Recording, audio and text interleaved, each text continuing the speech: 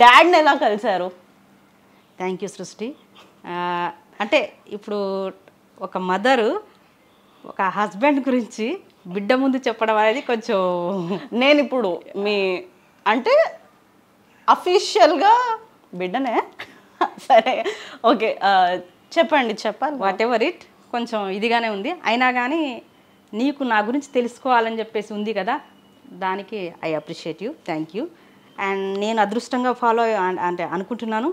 నువ్వు నన్ను ఇంటర్వ్యూ చేయడం అనేది చాలా హ్యాపీగా ఉంది. సో ఇప్పుడు నువ్వు డాడీ ఎలా కలుసుకున్నారు అనేది కావాలా?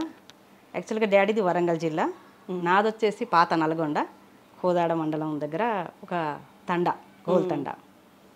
నేను ఇంటర్మీడియట్ అయిపోయింది 96. 97లో నేను ఎంసెట్ కౌన్సిలింగ్కి వచ్చినప్పుడు అక్కడ మా బాబాయ్ వాళ్ళు ఉన్నారు. బాబాయ్ వాళ్ళ ద్వారా డాడీ నన్ను తెలుసుకున్నాడు. ఓకే. అంటే అప్పటికి ఆయన లీడర్గా ఉన్నాడు.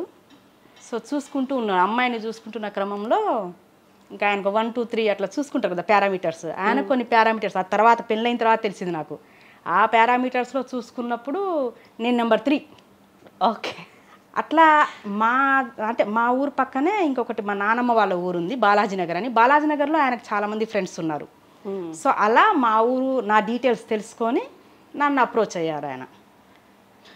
నేను వేరే స్టోరీ విన్నట్టున్నాను కొంచెం. అంటే అంటే మిమ్మల్ని ఫస్ట్ టైం వాసవి కాలేజ్లో చూసినట్టు. నో దీని తర్వాతనే నేను వాసవి కాలేజ్లో ఇంజనీరింగ్ జాయిన్ అయ్యాను కదా. ఆయన అప్పుడు లంబాడి హక్కుల పోరాట సమితి రాష్ట్ర అధ్యక్షుడిగా ఉన్నాడు.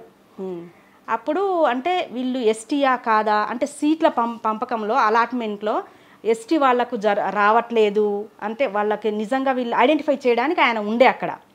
నా అలాట్మెంట్ అప్పుడు ఉన్నారు వాసవి కాలేజీలో, నాకు సీట్ వచ్చింది కంప్యూటర్ సైన్స్ అండ్ ఇంజనీరింగ్ డిపార్ట్మెంట్లో. అక్కడ ఆయన చూశాడు, అదే చెప్తున్నాను కదా, అక్కడ చూశాడు. అక్కడ చూసిన తర్వాత మా రిలేటివ్స్ ఎవరైతే ఉన్నారో వాళ్ళతోటి నా బ్యాక్గ్రౌండ్ తెలుసుకున్నాడు. నన్ను ఫస్ట్ చూశాడు, బ్యాక్గ్రౌండ్ తెలుసుకొని అప్పుడు ఆయన ఒకరోజు వచ్చారు నా ఒపీనియన్ తెలుసుకోనికి. ఓకే. నా ఒపీనియన్ తెలుసుకోనికి వచ్చినప్పుడు అప్పటికి నాకు ఇంకొక అతను చూడ్డానికి వచ్చాడు. ఒక్క విషయం, మీది లవ్ మ్యారేజా అరేంజ్డ్ మ్యారేజా? It's not purely love.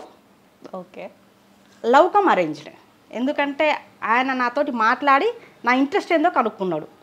చూసేసి అంటే ఆయనకు ఒక పారామీటర్స్ సెట్ చేసుకున్నాడు. దాంట్లో నేను ఫిల్ అవుతానా లేదా, ఫిట్ అవుతానా లేదా అని చెక్ చేసుకొని అప్పుడు ఆయన డిసైడ్ చేసేసుకొని నాతో మాట్లాడి నా ఒపీనియన్ కూడా తీసుకొని అప్పుడు మా పేరెంట్స్కి నేనే పిలిపించాను. వన్స్ ఓకే అనుకున్న తర్వాత అప్పుడు మా పేరెంట్స్, మా ఇంటి పెద్దలందరూ వచ్చారు, డాడీని చూసారు. అప్పుడు ఆయన ఇందిరా పార్క్లో ఒక పెద్ద మీటింగ్ పెట్టాడు, లంబాడి హక్కుల పోరాట సమితి అంటే లంబాడి వాళ్ళ మీటింగ్ ఒకటి పెద్దది పెట్టాడు. అప్పుడు మీటింగ్ అని వచ్చారు వీళ్ళు. వచ్చిన తర్వాత ఈయన మీటింగ్ అయిన తర్వాత వీళ్ళందరూ నా రూమ్కి వచ్చారు, మా వాళ్ళందరూ, మా నాయనమ్మ, మా బాబాయిలు వీళ్ళందరూ. అప్పుడు ఆయన మాట్లాడి ఇంకా మా అమ్మతో కూడా చెప్తే, సరే మనం నీకు ఓకేనా అబ్బాయి అంటే, అబ్బాయి ఇలా అంటున్నాడు అమ్మ పారామీటర్స్ అని చెప్పేసి. నాకు కూడా యాక్చువల్గా పెళ్లి చేసుకోవడం ఇష్టం లేకుండే.